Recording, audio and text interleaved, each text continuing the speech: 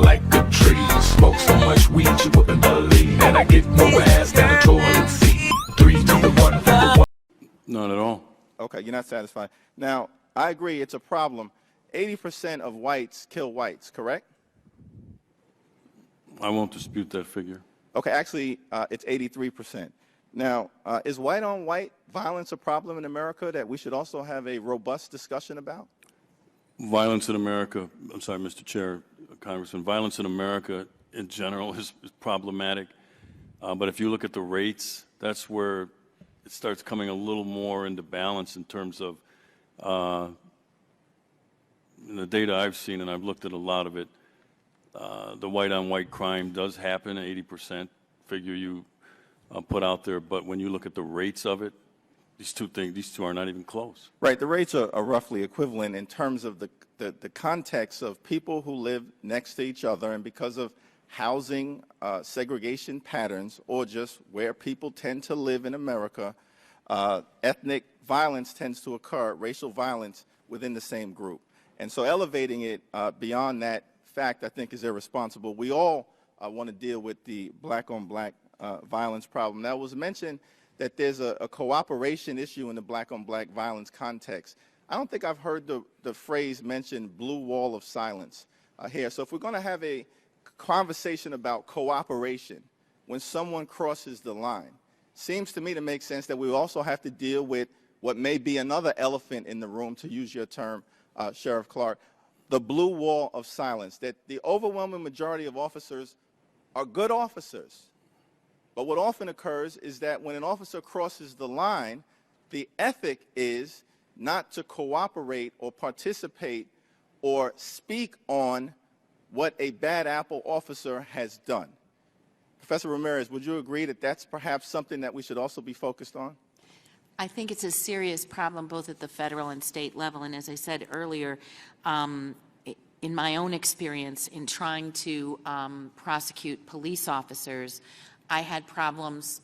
Here's just one problem. The FBI and DEA said, we won't even serve subpoenas on a case in which there's a police officer as a defendant. Here's a second problem. They tried to testify in the case in favor of the police officer, saying that they had made their own independent evaluation of the case. This is a case, by the way, that was adjudicated guilty against all officers, and they were incarcerated for between 10 and 20 years after the trial. And as you know, in Boston, we had a problem with the FBI, that there were FBI agents who were engaged in a series of misconduct with Whitey Bulger, and that went on for many years and was not prosecuted. Well, thank you, Professor Ramirez. My time is getting ready to expire, but Sheriff Clark, you also mentioned that, the use of force should be examined in terms of factual data and not an emotional foundation of false narratives. Is that correct? Did I get your testimony correct in that regard? Mr. Chair and Congressman, yes. Okay. Now, was the reaction to the Eric Garner case, who was choked to death using a procedure that had been banned by the NYPD for more than 20 years, wasn't resisting arrest, said, I can't breathe 11 times on 11 different occasions. There was no response by all of the police officers who were there. Was that a false narrative that people in the city of New York and the country are reacting to, sir? Mr. Chair, Congressman, first of all, he wasn't choked to death, not from the report that I had seen out of the grand jury testimony, and even from the medical examiner's report. He wasn't choked to death. The medical examiner ruled the death a homicide by asphyxiation. In the ghetto, that's called being choked to death, sir. Well, we could have this discussion later on then about the facts, because we could be here for a while. My understanding is he died of a heart attack, okay? So, but anyway, you said that he wasn't resisting arrest. He was resisting arrest. He was told that he was under arrest and put his hands behind his back, and he wouldn't do so. And that's why I put in my remarks here the reference from Thomas Sowell about when law enforcement officers tell someone they're under arrest and they can't use force to execute that arrest. We don't have the rule of law when it's merely a suggestion for them that they're going to jail or to put their hands behind their back. Those are behaviors, like in the instance of Mike Brown in Ferguson, Missouri, where some different choices by the individual could have helped the situation. In other words, Mike Brown was just simply told to get out of the street. Sir, my time has expired, but, you know, for you to come here and testify essentially that Eric Garner is responsible for his own death when he was targeted by police officers for allegedly selling loose cigarettes, which is an administrative violation for which he got the death penalty for, is outrageous. And if we are going to have a responsible conversation, we've got to be able to at least agree on a common set of reasonable facts that all Americans can interpret, particularly in this instance because they caught the whole thing on videotape. Our breaking news tonight, 3 officers dead, 3 wounded in Baton Rouge. A really tough day for Baton Rouge and for the country, really. Here to talk about how to keep our police safe is Sheriff David Clark of Milwaukee County, Wisconsin. He is going to be speaking at the Republican convention tomorrow night. Sheriff, thank you very much for that horrific day. I spoke to the heads of the Sheriff Department, the Police Department, and the state police down there, and they told us how their hearts were reeling. Their message is peace and coming together in the country. What's your message? You don't believe that for 1 minute, do you? That their message is? Yeah. That's what they said to me. Okay. Yeah, I believe them. Of course Any I believe them protests when they say over the that. deaths of these cops today in Baton Rouge? I don't know that. I don't know that. Any riots or protests over the police officers in Dallas, Texas? What are you asking? It's a pretty simple question. I asked you if what's your message to the people. Their message is one of peace. What is your message? My message has been clear from day one 2 years ago. This anti-cop sentiment from this hateful ideology called Black Lives Matter has fueled this rage against the American police officer. I predicted this 2 years ago. So what I want to know, okay, Sheriff. do I want to know? With all due respect, do you know that this was because of that? Yes, I do. As a law enforcement officer? I've been watching this for 2 years. I predicted this. This anti-police rhetoric sweeping the country has turned out some hateful things inside of people that are now playing themselves out on the American police officer. I want to know, with all of the black-on-black violence in the United States of America, by the way, when the tragedies happened in Louisiana and Minnesota, you know that 21 black people were murdered across the United States? Was there any reporting on that? There was a black officer who was killed today. But was there any reporting on that? Sheriff, please, let's just keep the volume down here. So I understand, and listen, I'm looking at 3 dead cops this week, Sheriff, and I'm looking at 5 last year. You trying to tell me to keep it down? Just please, if you'll just please, we can keep it civil.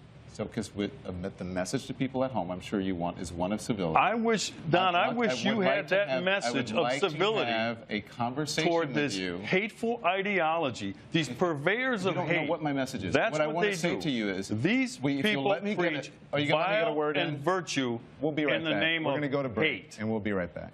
Are you going to let me talk?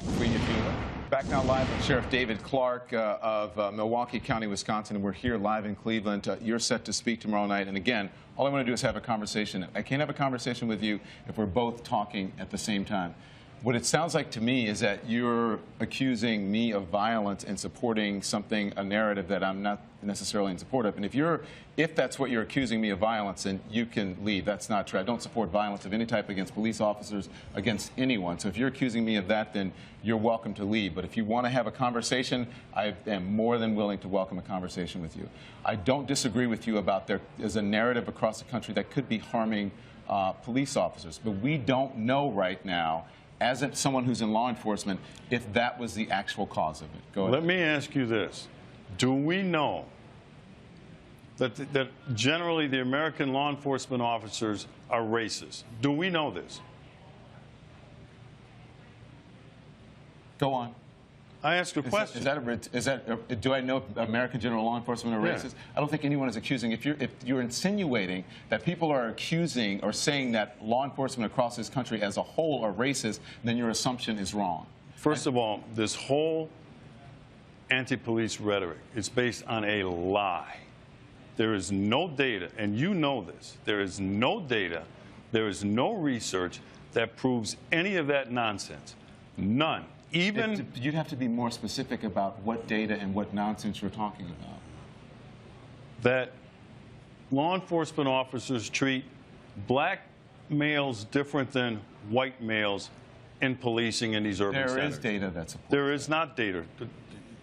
No, the president spoke about it. Cedric Alexander, who is a law president has enforcement been officer, lying about it. He said it again the other day when he said black males are 2 times more likely to be shot by a law enforcement officer than white males. Don, that is a lie. That is not a lie. It is a lie. Yes, Show me. The research Show me. The research Show it to me then. that we have from the Washington Post. That The Washington facilitated Post study. debunked There's that also nonsense. There's also research. He also said Sheriff, this time. There's also research. He from continues. A Harvard professor that also showed that black people are treated more aggressively by police officers. No, you are than other wrong in your interpretation of that Harvard study, because I read the study. That's not what he said. He said he was surprised to find that in shootings of the most severe in shootings, that he found no evidence that there was a difference. Also, it should be noted that that study was a very small sampling of police departments across the country. Many people did not find it credible, but it is also interesting that in that research, he found that blacks were treated differently when it came to aggressive policing, but for the most egregious shootings, he found no difference. That's what that study showed. Well, based on what? Just generally? Are we talking about high crime areas? Are we talking about police officers being under attack? Because let's go back to where this whole thing started in Ferguson, Missouri. The lie was hands up, don't shoot. You're lumping a whole bunch of things into one. If we can do one specific That's thing where this whole phony movement started. It started out as hands up, don't shoot. You're talking about Black Lives Matter. Right. Okay. So if you want to, you would need to speak to someone who is a member of Black Lives Matter about whether they have perpetrated a fraud on the American people. That's up to Black Lives Matter. That's not me. I'm neither a member of Black Lives Matter, I'm neither a supporter or someone who doesn't support them. I simply report on Black Lives Matter. Do you condemn the anti-police rhetoric coming from this hateful ideology? As a journalist sitting here on television, I don't have to condemn anyone, anything. That is something that you should ask other people around the country. I condemn their jobs to condemn just that. like I condemn the hateful ideology out of groups like the KKK. All right? I condemn it. There is no place in American discourse for that sort of vile, vitriolic hate coming out of this ideology. This has fueled and fanned the flames of this anger toward the American police officer. There's only one group in America, one time, that truly cares about the lives of black people in these urban ghettos. And it's the American police officer who goes down there on a daily basis, puts their life on the line to protect who? Black people.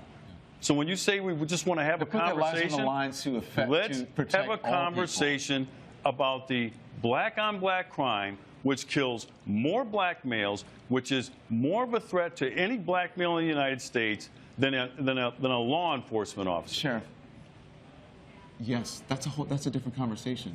We can walk and chew gum at the same time. There's an issue when it comes to violence. Black-on-black crime, or it's crime.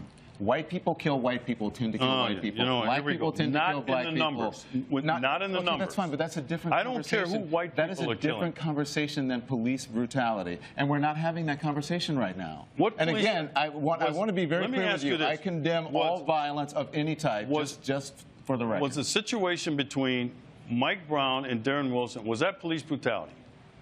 But we're not talking about Mike Brown and Darren Wilson. I am. No, if you're asking me what the Justice Department showed, the Justice Department showed that it exonerated Officer Darren Wilson, and that the hands up, don't shoot narrative was a false narrative. That has been reported by CNN and by others. That was another phony report. What does that have to do with Baton Rouge, Louisiana? All right, because when you take in rates of involvement in violent crime, and crime in general, but violent crime, you're going to see that black males are overrepresented, in terms of being involved in violent crime. That's going to mean more arrests. That's going to mean more people going to prison. This stuff has already been debunked. Sheriff, that's a different conversation. Every time you don't have a response to something I say, you say it's a different conversation. I don't have a response to you. Is that we're having two different conversations.